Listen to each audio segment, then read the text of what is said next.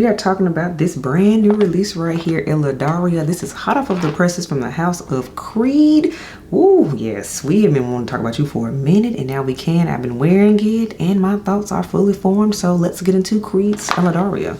Welcome back to the channel, everyone. This is Maria here. Yes, Creed's Eladaria. This beauty right here, this is the belle of the ball. We are talking about you because you literally just came out. For spring 2025 lipstick of the day today, everyone. I am rocking out with MAC All Fired Up and Oldie But Goodie. This is part of the Retro Matte line of lipsticks. It's like a berry color, I think raspberry in a tube. As always, everything on my face as well as all the fragrances and things I discussed today in the video will be in the description box below, so you do not have to ask questions about it. Next up, we have fragrance of the day, you all, and this is the new Xerjoff Torino number 24. We are just all for the new releases right now. Fragrance of the day right here again, Xerjoff Torino number 24. Mango, plum, orange blossom, musk, and patchouli in here. This is fruity and juicy and good. That's what this is. You will get your own video at another time, but for now, I'm getting to know you, and this is Xerjoff's Torino number 24 is the fragrance of the day. And now let's get into the belle of the ball, and that is Creed's Eladaria. Interesting enough, Creed has been turning out a lot of fragrances as of late. At first, you know, we had the Amber line, the Centaurus, and Delphinus. I've already talked about those in a previous sampling series video. But then as we rolled into 2025 and they said, okay, we got some other things coming. I remember a lot of the buzz was for the Fragaria scent. That one is the strawberry based one. However, that one right now is only available in the UK because I've only seen it at Selfridges and things. I'm like, I don't know if it's ever gonna come over here across the pond to the United States. But then you all, while we were all talking about Fragaria and things, then we got wind of this new one right here, Eladaria was coming out. And when I saw the notes for Eladaria, confession, I said, oh, I need this. And this was a blind buy. I did that, yeah. I did a blind buy, and here it is. Eladaria showed up. So I've had it for a while now to play in, and I got some thoughts about this scent. As always, when it comes to dedicated fragrance reviews, I rate fragrances by 5 categories. First category is mood, and that's simply when do I see myself wearing this fragrance, what time of year, what type of event. We talk about it there. Second category is strength, and that's on a scale of 1 to 10, with 1 being this ain't nothing but water in a pretty bottle, to 10 being nuclear powerhouse juice. Third category is longevity, and that matters to a lot of people, and that is how many hours long lasting is a fragrance, you know, once you put it on the thing. Then we have the fourth category, and that is this a compliment getting fragrance? Is that a yes or a no? Because, you know, fragrances are for us, but we do like compliments on it. You know, it's a nice to have. And then we have the fifth category, and you all really like this one, and that is the comparison category. Does this fragrance remind me of anything else that is already on the market or I've sampled and smelled before in the past? So we talk about it there. So now let's get back into Eladaria. So Eladaria so far only has 2 sizes as of this moment, which is good, which is kind of standard for Creed, to be fair. It comes in a 1 ounce size right now, and it retails for $300. And then there is the 2.5 fluid ounce size, or the 75 ml. That is what I have right here. That retails for $445. The good thing is we're in spring event season, spring sales season, so yes, discounts and things will be happening because that's just the nature of the game. But I always like to give you all the full retail price, so you are not surprised or shocked when you go in and check things out. So next up, you all, let's get into the notes of this scent, because again, it was the notes that sold this for me. Plus, I mean, the bottle too. I mean, it's dainty and pink. I can't get mad at that. So for the notes of Eladaria, we have mandarin, bergamot, and pink pepper. And then in the middle, we have a trio of roses. We have peony, we have lily of the valley, and powdery notes. And then in the base, you all, we have musk, vanilla, ambroxan, and cashmere wood. I'm gonna tell you right now, I know a lot of people are kind of like, ooh, I don't know about that lily of the valley. And I gotta say this, you gotta like powdery, clean, fresh. You gotta like Lily of the Valley to enjoy this scent, because it is in the scent, it's going to be present. And in fact, let's give it a fresh spray while we're at it. So off top, you all, the mandarin is present, which gives it more of a citrusy, bright burst of vibe going on. Then as it comes down, I get the roses. I get that trio of rose that we're supposed to get. Absolutely, the rose is in the body of this. The peony I get too, but the star of this scent, y'all, and comes as I wear this scent, is the powdery notes and the cashmere wood. That is the star of this scent. So this is one, again, you gotta like, yes, roses too, you do. The mandarin disappears rather quickly to me, and then you're left with the flowers, the roses, the peony, and lily of the valley. You get a lot of that, but then as this scent continues to dry down and go, it's gonna be all about that powderiness and that cashmere wood. That is gonna round out this scent, and that is the part of the fragrance that lasts the longest. The vanilla in here too, and the musk, They help to smooth everything out. To me, think of the vanilla and the musk as the transition notes that help you go from the florals to the powder. That is like the best way to go about that, but it's like creamy. I like this. I do. Also too, even though it's not listed, I get a little bit of the greenery aspect, like think like the rose stems and leaves and things. I smell that too in here. So this is more on that fresher take, a greenery take in my opinion of rose and peony. 100% this is giving me spring.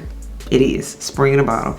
So I've kind of already transitioned into the mood category already. So let's keep it going. The mood of this scent, you all, 100% this is a spring day in the bottle. Spring day, and in particular, all of the spring events. Easter, Mother's Day, graduation, weddings, baby showers, you name it. If this is a spring event, if there are florals on the tables as a centerpieces, what's that, Kentucky Derby that's coming up too? We have a lot of brunch events for that as well. If it's a spring event and there's gonna be florals, Eladaria is going to be perfect for it. That's just the best way to sum this scent up to me. Oh, and by the way, this scent is 100% feminine. I mean, you kind of knew that looking at the bottle, to be fair. So it was kind of marketed to the ladies, and I'm here to say, no, this juice, 100% feminine. There is no unisex about this. Now, of course, fellas, you can wear it if you want to. You can wear it if you want. I'm not in your wallet, okay? But this is giving lady.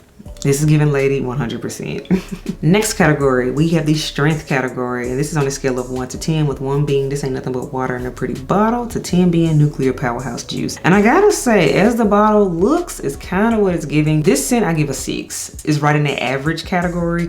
This one is not a powerhouse scent. Is it a weakling? No, but this one is on the softer side, especially when I think about some of my other Creed fragrances that I have, especially when I think about it in comparison to like a Queen of Silk or even a Carmina. Yeah, this one is softer compared to those. Just to talk about those scents, because you know, I've recently reviewed Queen of Silk, by the way. Definitely check that out if you haven't already. But yes, this one is a 6, y'all. But I want to add this. Don't think like, oh yes, a 6, so it's gonna disappear, it'll whisper, the wind blow hard, I'm not gonna be able to smell it anymore. This is one of those fragrances where even though it's not the loudest, it still holds its position throughout the duration of the scent. So how it starts and how it holds that strength is what I get throughout this scent. So I'm okay with it. Next category, longevity. How many hours long lasting is this scent? Now here's where we get to cooking. Don't let the bottle fool you. You all, this scent lasted longer than I thought it would, because it's like, okay, rose, peony, powdery notes. I'd be happy if I get 3 hours out of it. I get 6. I get 6 out of this scent. This is one of those things of, this goes back to when I said about how the notes go on a journey, how you go from the mandarin, then you go to the florals, and then you go to that powdery and woody base. That powdery woody base is what sustains this scent, because I've had this scent on and I'm like, oh, okay, it's the end of the day now, and then me like prepare for bed and everything. And as I'm putting on my pajamas and stuff, I'm like, wait a minute. I'm still smelling the powder. The powdery aspect of this, I'm still smelling it. That is what hugs you. It hugs the skin as well as fabric. So do not let, again, the bottle fool you and think, oh, it's gonna be weak, it ain't gonna do nothing. This ain't last. I'm pleased with it, and I don't have to bathe in it for it to last either. So again, 6 hours is what I get out of this fragrance. I'm happy with it, especially for this type of profile. Next category, is this a compliment getting fragrance? And let me tell you, yes it is.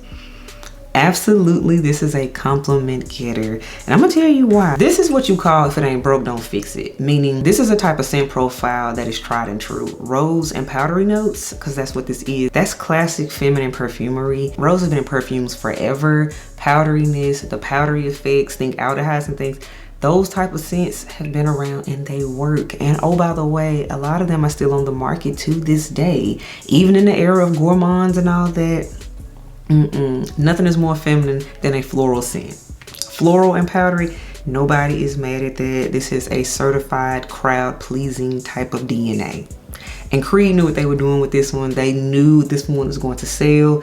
This one is going to be appealing across age groups, by the way. I can see a young lady in her 20s wearing this. I can see a woman in her 40s wearing this. I can see a super grown woman in her 70s also wearing this, because this is just classic feminine perfumery to me. This works. 100% a feminine scent, so absolutely this is a compliment magnet. This is Xerjoff approved, by the way. He loves whenever I wear this because I've worn it multiple times, and I didn't have to ask him about it. And he was like, I love whatever you got on today. And it was this. So yeah, there's that. It works. Last category, the comparison category. So what does Eladaria remind me of? So Creed Eladaria, I gotta tell you, when I first smelled this, because again, it was a blind buy for me, I said, wait a minute. This reminds me of something I already own, and it was immediate. And you know what that scent was, y'all? It was this one right here.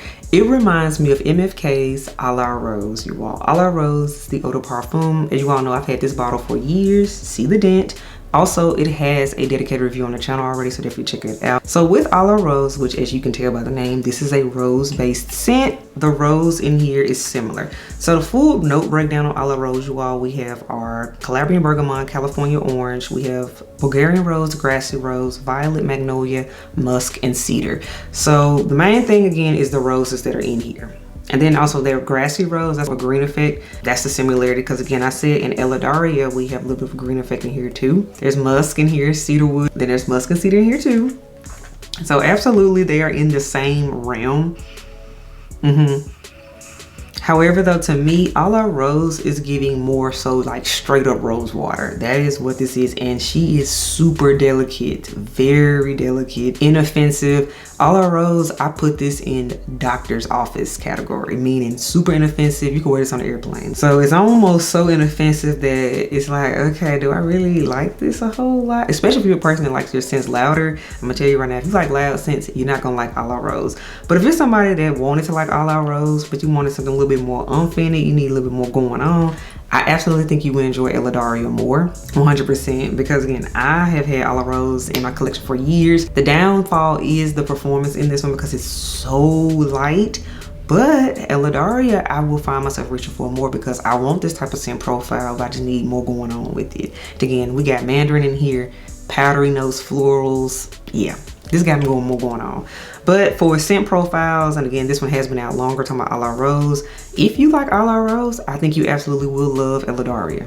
So all right, everyone, that wraps up my dedicated review on Creed's Eladaria. Yes, she is here. She is all the buzz, all the rage. So that's why we have to go ahead and get her review done, because I know you all have been wanting to know. I've been getting so many comments across platforms about Eladaria. So here's the review. Here it is.